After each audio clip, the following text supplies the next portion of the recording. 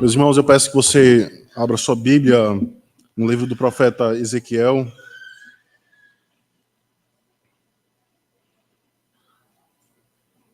Capítulo 37. Não é um livro difícil de se achar. Se você abrir a sua Bíblia no livro dos Salmos e caminhar um pouco mais para frente, você irá achar Isaías, Jeremias, Lamentações de Jeremias e, por fim, Ezequiel.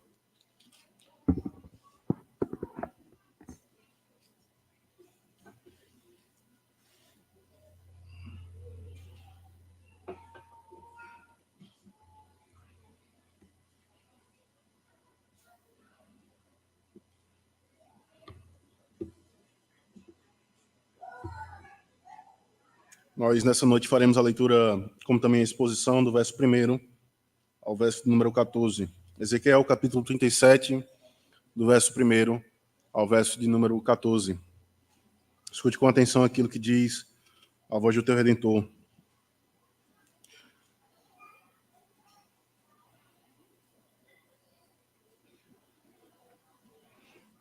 Ezequiel, capítulo 37. Veio sobre mim a mão do Senhor, ele me levou pelo Espírito do Senhor e me deixou no meio de um vale que estava cheio de ossos, e me fez andar ao redor deles. Eram muito numerosos na superfície do vale e estavam sequíssimos. Então perguntou: Filho do homem, acaso poderão reviver estes ossos?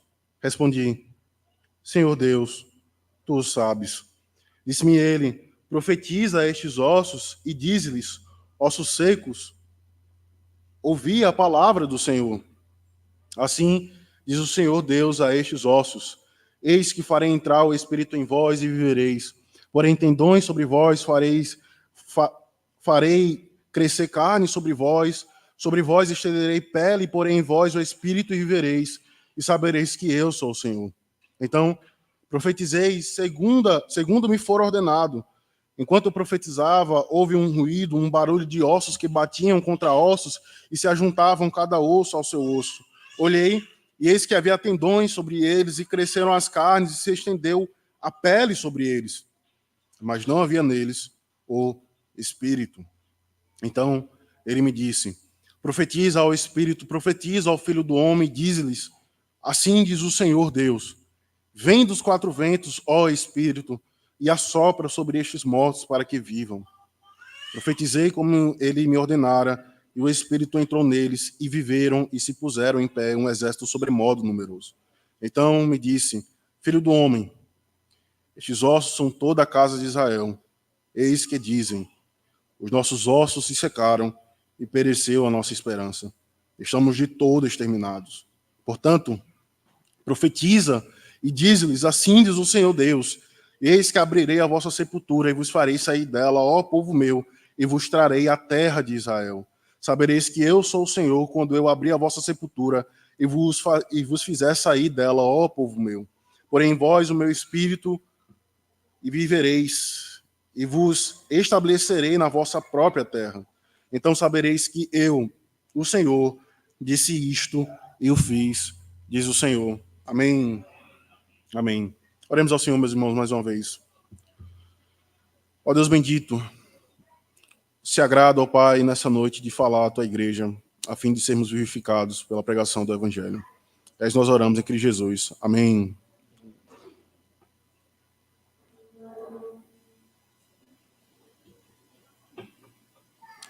Em 1874, a providência do Senhor visitou a Alemanha, e o que ali aconteceu repercute até os dias de hoje, beneficiando justos e injustos, ímpios e crentes. Um médico alemão chamado Friedrich Maas descreveu em um dos seus artigos, que foi publicado pela Universidade de Göttingen, na Alemanha, a primeira ressurreição através da compressão torácica externa, aquilo que posteriormente veio a ser conhecido como massagem cardíaca. Friedrich Maas, então, ele defende em um dos seus artigos que, ainda que o homem viesse a passar da morte para a vida, por meio desta massagem, por meio desta técnica, ele poderia e conseguiria trazer o homem da morte para a vida, da morte para a vida. E, embora, quando nós olhamos para fatos históricos, vemos a enxergar a providência comum do Senhor beneficiando homens ímpios ou crentes por meio dessas massagens cardíacas e até os dias de hoje por meio de desenvolvimento de novos aparelhos. Quando nós percebemos, meus irmãos, para a realidade que está à nossa volta, ainda que os homens venham a receber venham a receber em seu corpo os benefícios vindos da própria mão do Senhor, ainda que ele venha a ser trazido da morte para a vida 1000 vezes, ele continuará morto 1000 vezes. Ele continuará morto 1000 vezes porque a sua alma rejeita a Cristo e aos seus mandamentos.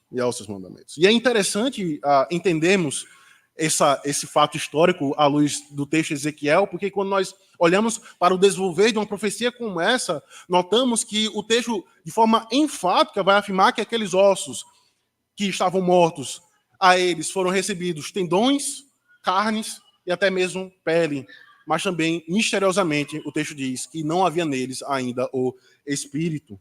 Não havia neles ainda o Espírito. Eles aparentavam estar vivos, tendo carnes, tendões e pele, mas eles estavam eternamente mortos. Porque assim é o homem natural. Ele aparenta estar vivo e é por isso que ele vive. É por isso que Asaf, no Salmo 73, em sua perplexidade, observando um fato como esse, dos homens ímpios, pelo fato de viverem como viverem, ele vai dizer, para eles não há preocupações.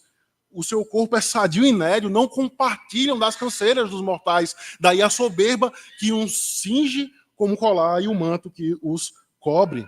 Mas a grande verdade, meus irmãos, é que, a menos que eles sejam conduzidos a Cristo por meio da pregação do Evangelho e tenham seus pecados confrontados, eles ainda continuarão mortos em seus delitos, em seus pecados. Em seus delitos e pecados. E é com base neste fato, ou nestes fatos, que Deus ele se encontrou com o profeta Ezequiel para instruir não apenas o seu coração, mas também o coração da igreja da Antiga Aliança. E nesta noite ele também se encontra conosco para nos instruir essa gloriosa verdade.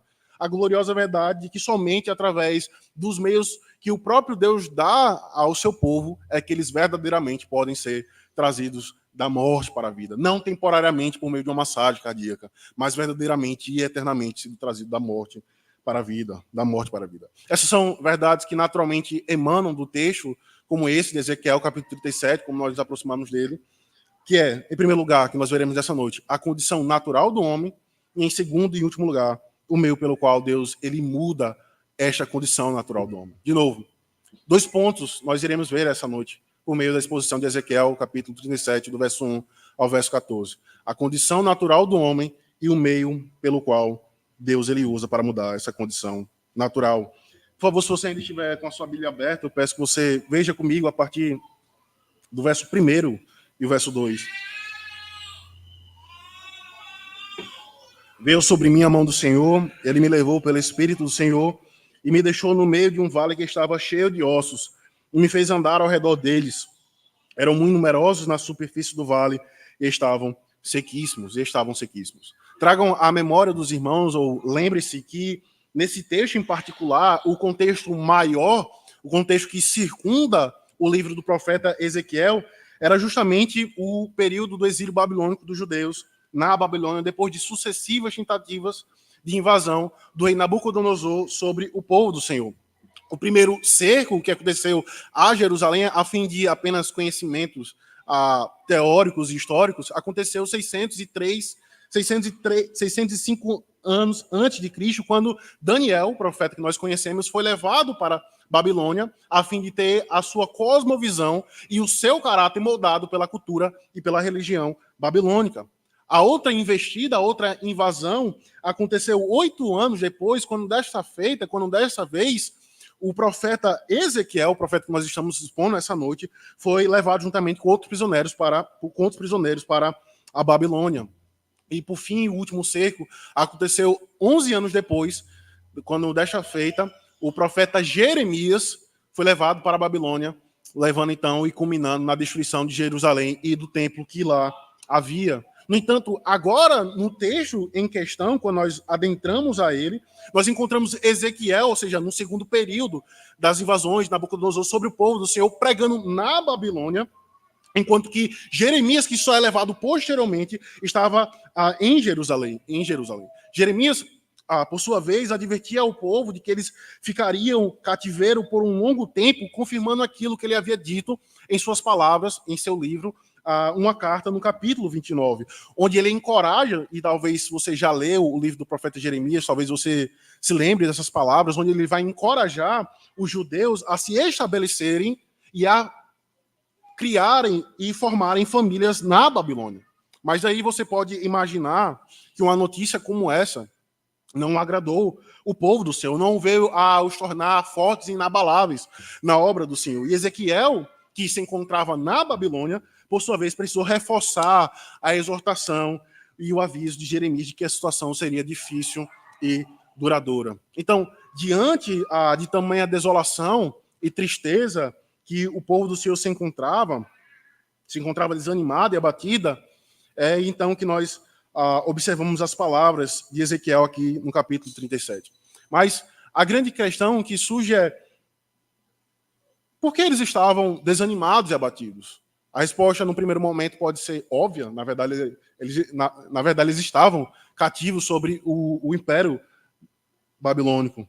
Mas por que eles, ao estarem cativos e presos na Babilônia, eles vão afirmar no verso número 11: a nossa esperança pereceu, secou os nossos ossos, estamos de todos exterminados. Ou seja, o povo do Senhor se encontrava na Babilônia, cativo sobre o Império Babilônico, e eles afirmam essas palavras: a nossa esperança pereceu. E note que quando o povo do Senhor fala a nossa esperança pereceu, não é simplesmente uma frustração que aconteceu, mas eles estão dizendo que a nossa esperança em Deus falhou. A nossa esperança em Deus falhou, estamos de todo exterminados. Estamos de todos exterminados. Tragam à memória, meus irmãos, mais uma vez, que o Senhor já havia exortado e advertido o povo da antiga aliança, o seu povo, caso eles viessem a esquecer do pacto, da aliança, e de como que os seus pecados os conduziriam a um estado de vexame e vergonha. O Senhor, por meio da boca de Moisés, já profetizando essa realidade que o povo do Senhor está vivendo agora aqui no capítulo 37, vai dizer em Deuteronômio capítulo 8, o Senhor te fará cair diante dos teus inimigos, a Babilônia. O teu cadáver servirá de pasto, de alimento a todas as aves dos céus e os animais da terra, e ninguém haverá que os espante. Ninguém haverá que os espante. Perceba como que o Senhor, por meio de uma visão como essa, humilha a sua própria igreja, o seu próprio povo. E para que os irmãos possam ter uma dimensão mais palpável do desânimo e do desencorajamento por meio dessa profecia, se os irmãos trouxerem à memória as passagens dos evangelhos, os irmãos lembrarão da urgência que José de Arimateia tem para com as autoridades romanas em tirar Cristo daquela cruz, a fim de que ele não viesse a receber as mesmas consequências finais daqueles dois ladrões, sendo ou lançados ao campo para as feras selvagens, ou para ser queimado, Porque como judeu, José de Arimateia, ele sabia o que aquilo significava, ou seja, não ter o seu corpo lavado, envolvido em faixas e ter um sepultamento digno, era para o judeu considerado como uma grande humilhação. Afinal, um homem foi criado em imagem e semelhança. E esse era o propósito daquela visão, mostrar como que o pecado e a idolatria e o desprezo ao pacto do Senhor levaria a igreja de Cristo a um estado de vexame e humilhação. Vexame e humilhação. Mas percebam, meus irmãos, mais do que aspectos históricos, mais do que aspectos exegéticos dessa passagem, permita-me aplicar estes fatos ao meu coração e ao coração dos irmãos. Ora, se não é isso que o pecado ele faz quando ele vem ao nosso encontro.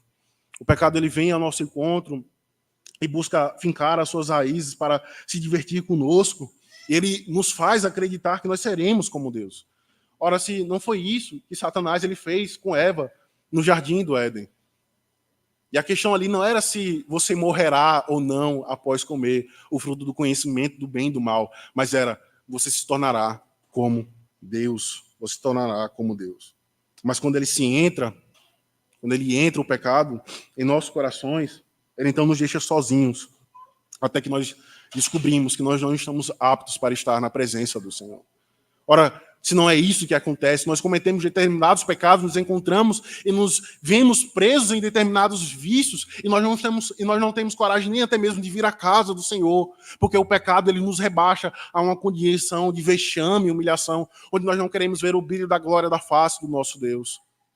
Mas aí, para solucionar um problema e um caso como esse, em que por vezes nos encontramos, nós pensamos e buscamos, por meio da nossa própria justiça, fazer algo para que o Senhor agora aceite o nosso louvor, aceite a nossa vida, que é dicotômica, que distingue daquilo que nós confessamos.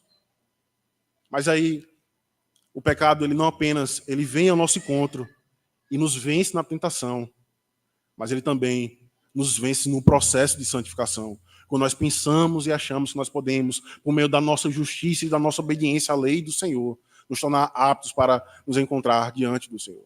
E há como isso nos desanima, meus irmãos, há como isso nos abate, e há como isso deixa os nossos joelhos ralados na caminhada cristã. Mas não desanime, não pare por aqui. Embora a caminhada cristã se assemelhe a um andar cambaleando, um olhar em lágrimas, turvos, onde nós não conseguimos mais enxergar as promessas gloriosas de que Cristo estará ao lado da sua igreja, embora e apesar da incoerência, por vezes, da nossa vida, experimente começar em Cristo, permanecer em Cristo e terminar em Cristo. Ainda que a semelhança daquilo que nós cantamos, ainda que com lágrimas venhamos a semear a nossa vida cristã, nós temos por certo, como nós vimos nessa manhã, que naquele grande e glorioso dia, nós iremos romper em júbilo e alegria, juntamente com o nosso Redentor. E é aí que doutrinas como o Cântico dos Salmos, justificação, adoção, elas deixam de ser simplesmente um conjunto de doutrinas teológicas onde a tua mente precisa abraçar, mas ela se torna experiencial para a tua alma. Ela se torna experiencial para a tua alma. Veja se não é justamente isso que o texto em questão nos mostra. Eles foram levados para a Babilônia, eles foram separados de sua terra natal, do lugar onde eles adoravam ao Senhor, do lugar onde o Senhor anunciava as suas bênçãos e derramava sobre o seu povo as bênçãos do pacto. E é por essa razão que eles se encontravam desanimados. Mas é aí que o verso 12 dá a eles a grande promessa de que eles viveriam e sairiam daquele estado de vexame e humilhação e morte. Eles seriam trazidos da morte para a vida, da morte para a vida. Veja, se não é isso que o verso 12 nos diz. O texto que nós estamos expondo. Ezequiel capítulo 37, verso 12. Portanto, profetiza e diz-lhes, assim diz o Senhor Deus, eis que abrirei a vossa sepultura, vos farei sair dela, ó povo meu, e vos trarei a terra de Israel, a terra de Israel. Ou seja, o povo seria trazido de volta à sua terra natal, a Israel, e isso serviria para eles como uma evidência de que o Deus do pacto, de que o Deus da aliança era fiel às suas promessas. Quando você observa esta visão, esta profecia, fica muito claro, não apenas aqui em Ezequiel, mas em qualquer outra passagem, especialmente ali nos profetas maiores, de que o exílio ele é retratado como morte e a volta para a terra prometida é tratado como vida, como restauração, salvação e ressurreição, como alguém que passa da morte para a vida, da morte para a vida. No entanto, quando damos 2 passos para trás, esta mesma verdade, ou seja, de alguém que sai da morte para a vida, é ecoada de forma muito clara por meio das palavras do apóstolo Paulo em Efésios, capítulo 12, onde ele vai afirmar que nós estávamos mortos em nossos delitos e pecados e que essa era a nossa condição natural, como homens e mulheres que viviam em um grande vale de ossos secos, sem Deus e sem esperança. No entanto, o apóstolo Paulo também irá nos lembrar e irá afirmar que, embora estivéssemos mortos em nossos delitos e pecados, por sua grande misericórdia, Deus, e pelo seu grande amor, nos ressuscitou. Ou seja, ele não usa uma linguagem de salvação simplesmente, né? Deus nos salvou, mas ele nos ressuscitou e nos deu vida em Cristo Jesus, como alguém, mais uma vez, que sai da morte para a vida, da morte para a vida. Mas vejam, se os seus olhos foram conduzidos ao Novo Testamento, em Efésios capítulo 2, permita agora que os seus olhos sejam conduzidos ao livro de Êxodo e perceba que essa mesma verdade, esse mesmo princípio é estabelecido e pode ser enxergado lá. A grande libertação que o povo experimentou, meus irmãos, em Êxodo, remete a esse fato. No Egito, eles eram escravos e viviam em uma terra pagã, encharcada e inchada de idolatria, mas o texto nos diz que quando eles saíram por meio do braço forte estendido do Senhor. E eles saíram no momento exato de um cenário de morte e idolatria, naquilo que nós conhecemos e é chamado de Páscoa. Naquilo que nós conhecemos e é chamado de Páscoa, onde um sangue de um cordeiro era passado nos umbrais da porta para que quando um anjo da morte se aproximasse e visse aquele sangue, poupassem aquelas famílias e eles pudessem, então, sair daquela terra. Mas aí o apóstolo Paulo, aplicando esta verdade, ele vai dizer em sua carta aos Coríntios de que Cristo, a nossa Páscoa, foi sacrificado por nós e assim o êxodo do Antigo Testamento era uma representação, uma imagem da redenção que nós iríamos experimentar em Cristo Jesus. E agora, essa promessa aqui em Ezequiel, capítulo 37, verso 12, de que eles voltariam para a sua terra natal, que eles sairiam da Babilônia, era um segundo êxodo, uma segunda redenção, de que o povo iria experimentar, apontando mais uma vez para a grande redenção que os eleitos do Senhor experimentam em Cristo Jesus. Mas observe, e é estranho quando nós damos continuidade à leitura do capítulo de Ezequiel. Veja, por favor, o que nos é dito no verso de número 24. Já retratando um cenário onde eles já voltavam para a sua terra natal de forma profética. Veja, por favor, o verso 24. O meu servo Davi reinará sobre eles. Todos eles terão um só pastor, andarão nos meus juízos e guardarão os meus estatutos e os observarão. Perceba, e é engraçado isso, né? O Senhor, ele, no verso 1 ao verso 14, ele dá uma visão ao seu profeta, dizendo que a casa do Senhor, que o povo do Senhor se assemelhava a um grande vale de ossos secos. Mas aí no finalzinho da profecia ele vai dizer, eu, o Senhor, trarei vocês de volta à sua casa. Mas aí, posteriormente, já caminhando para o fim do capítulo, no verso de número 24, ele vai dizer, o meu servo Davi reinará entre vós e será o vosso pastor. Mas perceba, Davi ele já não está em cena aqui. Ele já não está mais na terra dos viventes. E porque Davi estando morto, ele diz que Davi irá reinar no meio do povo do Senhor. O meu servo, Davi, reinará sobre eles. E é uma referência direta e clara àquele que é chamado de filho de Davi. E aí a igreja do Senhor, hoje, na nova aliança, ainda que não esteja cativa sobre o Império Babilônico, mas cativa por vezes a vários pecados e vícios, a escravidão, como nós vimos nesta manhã, ela pode, a semelhança de um mendigo cego, sujo, como Bartimeu, dizer, filho de Davi, tem compaixão de mim, reina sobre o meu coração e me ajuda a obedecer aos teus estatutos, aos teus mandamentos, E assim, meus irmãos, essa imagem do Antigo Testamento de escravidão, de morte e ao mesmo tempo também de renovação, de ressurreição espiritual, como alguém que sai da morte para a vida, prenunciavam e prenunciam a salvação que eu e você nós desfrutamos em Cristo Jesus, o nosso Cordeiro, a nossa ressurreição, não como alguém que sai da morte para a vida por meio de uma massagem cardíaca, mas como alguém que recebe Cristo como sendo o seu Salvador. No entanto, como que Deus ele se agrada de promover essa renovação, essa salvação e ressurreição? E o texto irá nos dizer por meio e exclusivamente por meio da profecia, por meio da pregação. E é aí que nós iremos caminhar para o nosso segundo e último ponto dessa noite. O meio pelo qual Deus ele usa para mudar essa condição natural. Se até aqui nós vimos a condição natural do homem, que isto é, que é morte, que é um grande vale de ossos secos, agora nós iremos ver o meio pelo qual Deus ele usa para mudar essa condição natural do homem. E veja, por favor, agora, não apenas um versículo, mas me acompanhando, veja o que o verso 4 nos diz. Disse-me ele, profetiza a estes ossos e diz-lhes, verso 7, então profetizei segundo me fora ordenado. Verso 9, então ele me disse, profetiza ao Espírito, profetiza ao Filho do Homem. E por fim, verso 12, profetiza e diz-lhes, assim diz o Senhor Deus. Observe a ênfase que o texto dá ao ato da profecia de Ezequiel, ao ato da pregação de Ezequiel, em direção àquele vale de ossos secos, em direção à casa do Senhor. E essa ênfase aqui, ela não é dada de forma aleatória, simplesmente para fazer sentido no texto bíblico, mas é dada de forma proposital, a fim de mostrar que é por meio da profecia, que é por meio da pregação, que aqueles ossos teriam a sua condição, a sua condição mudada. E aí, embora nós cantemos e afirmemos isso é algo que isso é algo que o próprio Salmo ele afirma, onde a glória do Senhor pode ser vista e evidenciada na criação.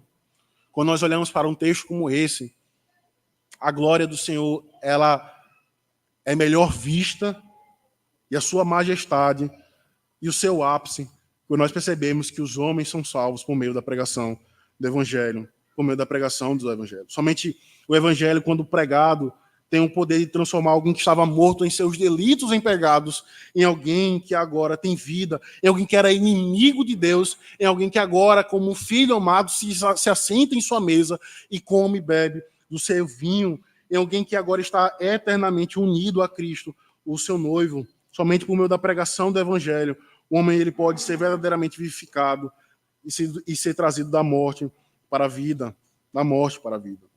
É o meio pelo qual Deus ele estabelece que o homem ele seja liberto e salvo da ira vindoura. O próprio Cristo ele vai dizer isso de forma muito clara, ao dizer que as palavras que eu vos tenho dito são espírito e vida. Ou seja, as palavras que procedem da boca de Cristo é que podem verdadeiramente conceder vida ao homem, porque ele é a própria vida. O texto nos diz indiretamente que aqueles homens eram como ossos secos e que, após a pregação do profeta Ezequiel, aqueles ossos se juntavam, ganhavam tendões, carne e peles, mas ainda assim não havia o Espírito, ainda assim não havia vida. O texto vai dizer que, após o profeta Ezequiel, inúmeras vezes, obedecendo a ordem que o Senhor havia dado a ele para profetizar aquele vale de ossos secos, o texto irá também nos dizer que ainda assim, eles ainda não estavam vivos.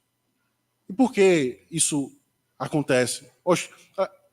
Porque após o profeta Ezequiel obedecer ao Senhor, aqueles ossos ainda eles se encontravam mortos. Porque um princípio está sendo estabelecido aqui, meus irmãos. Porque acompanhado do meio pelo qual Deus ele ordena e dá à sua igreja, é necessário o acompanhamento da obra do Espírito Santo, da obra do Espírito Santo. Ou seja, embora Ezequiel tenha feito aquilo que o Senhor havia ordenado, fazer aquilo simplesmente que o Senhor ordena, sem o acompanhamento do Espírito Santo, não tem benefício, não tem validade nenhuma. É por isso que corremos um grande risco, meus irmãos, de passar a eternidade no inferno como alguém que ouviu vários sermões reformados, expositivos, como alguém que confessou as doutrinas reformadas, como alguém que teve em seus lábios os cânticos dos salmos, mas como alguém que não se humilhou debaixo da poderosa mão do Senhor e teve o Espírito do Senhor quebrantando o seu coração. Seremos como aqueles que no grande dia do juízo final diremos: Senhor, em teu nome fizemos prodígios e milagres, expulsamos demônios, mas Cristo dirá: apartai-vos de mim, nunca vos conheci. Porque não há evidência do Espírito Santo, não há frutos que sejam dignos de louvor. O verso 9 irá nos dizer, então, ele me disse, profetiza ao Espírito, profetiza ao Filho do Homem, diz-lhes assim, vem dos quatro ventos, ó Espírito, e assopra sobre estes mortos, para que vivam. Profetizei como ele me ordenara, e o Espírito entrou neles e viveram, e se puseram em pé, um exército sobremodo numeroso. Deus havia ordenado a Ezequiel que profetizasse ao Espírito, rogando que ele viesse e soprasse sobre aqueles ossos para que eles passassem a ter vida. E na língua hebraica, a expressão que o texto nos diz aqui como sendo assopro, né, ou roga ao Espírito Santo que ele venha e sopra, é uma expressão utilizada e chamada como ruá, que significa vento, fôlego, Espírito ou até mesmo o Espírito Santo. E essa é a mesma linguagem que Cristo ele vai fazer uso para tratar do novo nascimento com Nicodemos, como aquele vento que vem e sopra. Mas veja, o próprio Deus ele sopra esse fôlego, esse espírito nas narinas de Adão e ele passa a ser um homem vivente, ele passa a ser uma alma vivente. E perceba o paralelo aqui que é estabelecido, meus irmãos. O velho Adão, aquele que teve o fôlego de vida soprado sobre as suas narinas, o ruar, ele se mostrou um homem falho ao transgredir o pacto das obras, ao transgredir a lei do Senhor. E é por isso que hoje todos nós nos assemelhamos a um grande vale de ossos secos. Mas o apóstolo Paulo, aplicando essa verdade, ao dizer que Cristo é o segundo Adão, ele é aquele que não apenas os céus se abriram, o Espírito Santo repousou sobre ele, mas ele é aquele que, quando foi assunto aos céus, ele soprou o ruar sobre a sua igreja. E agora, hoje, a igreja da nova aliança não vive mais sobre as consequências de um pacto quebrado do primeiro Adão, que teve o fôlego de vida soprado sobre ele, mas sim sobre as consequências de um pacto obedecido, onde o próprio Cristo soprou o seu Espírito sobre a sua igreja, Mas uma pergunta que surge, mais uma vez, é que o velho Adão, embora o Espírito Santo habite em nós, é tão verdade, bem verdade, que ainda a velha natureza venha residir em nosso coração. E aí, mais uma vez, meus irmãos, assim como nós afirmamos nessa manhã, nós fazemos coro com o apóstolo Paulo ao dizer, embora tenha estado sobre mim as consequências de um pacto quebrado, agora esta vida que eu vivo em Cristo, vivo pela fé do Filho de Deus que me amou e assim mesmo se entregou. A pregação é o meio pelo qual Deus ele dá à sua igreja para que os homens venham a ser salvos do túmulo de suas sepulturas para uma vida de renovação e salvação, como alguém que sai da morte para a vida. O puritano William Green Hill, um dos membros da Assembleia de Westminster, que tornou-se bastante conhecido por ter escrito 2 comentários, um deles um comentário ao livro de Eclesiastes e o outro ao livro de Ezequiel, que foi escrito originalmente e dedicado à rainha da Inglaterra. Ele comentando no capítulo 37, William Green Hill, ele observa que, embora Deus pudesse ter ressuscitado diretamente o seu povo dos túmulos de sua morte no exílio, ele não o faz, mas ele utiliza meios, e os meios é a pregação e a profecia de Ezequiel.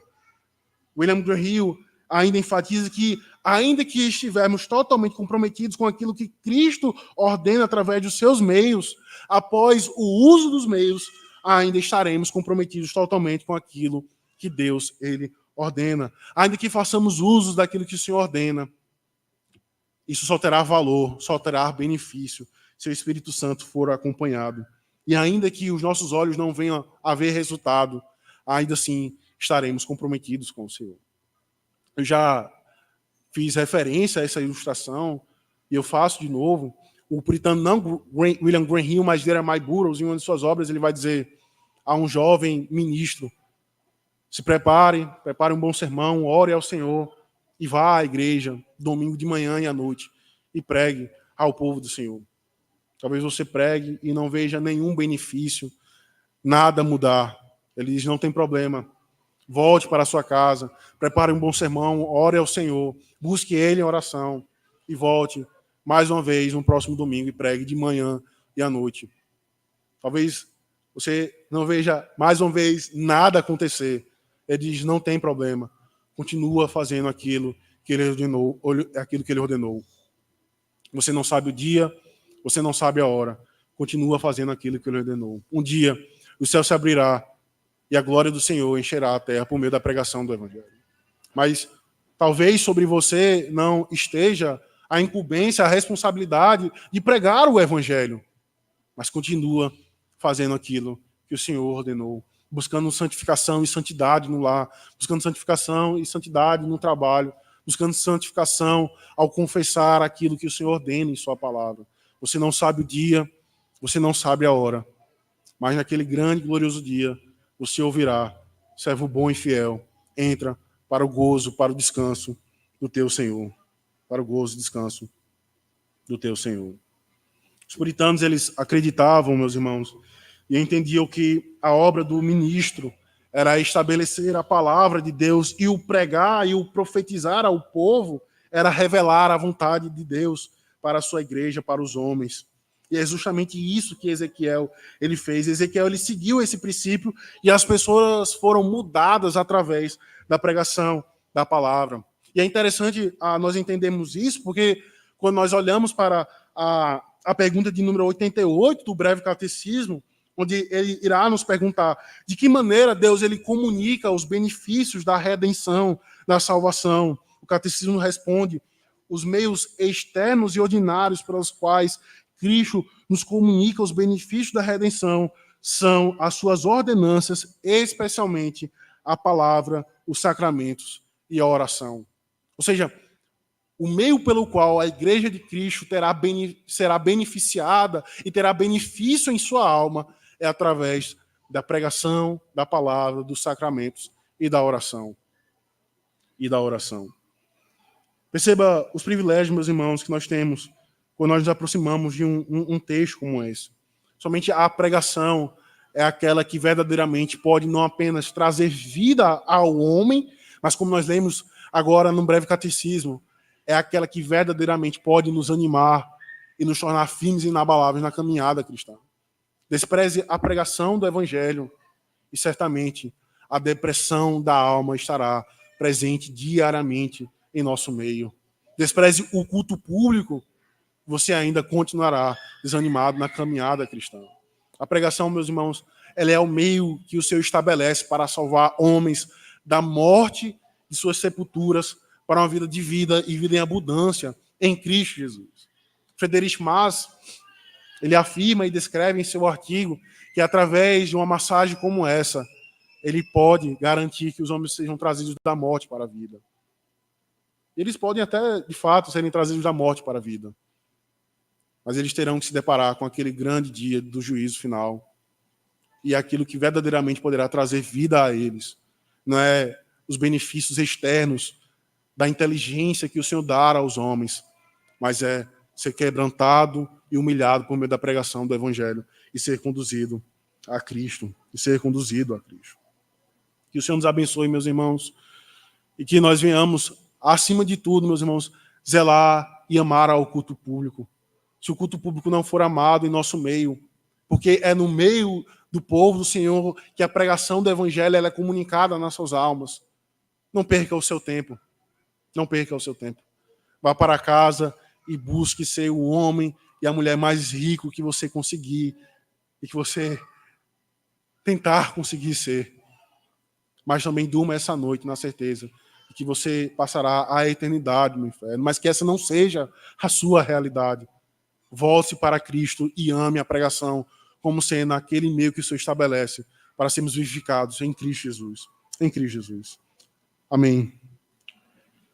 Ó Deus bendito, nós te louvamos, ó Pai, porque nós estávamos mortos em nossos delitos, em pecados, éramos como um grande vale de ossos secos.